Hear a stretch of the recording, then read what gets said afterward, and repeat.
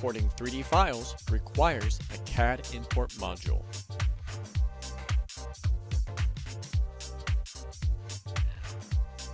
CADimport directly communicates with the CAD system for import.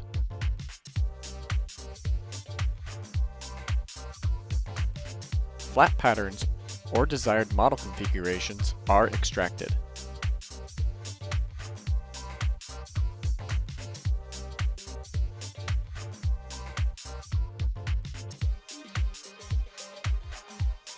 Part is created with custom property and process mapping.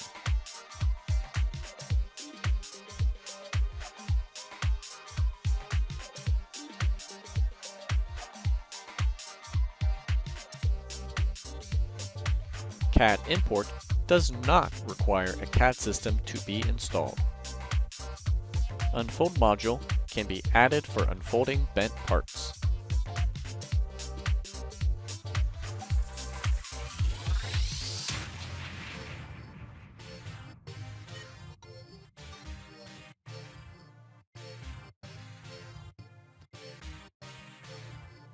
Part is created quickly and ready for programming.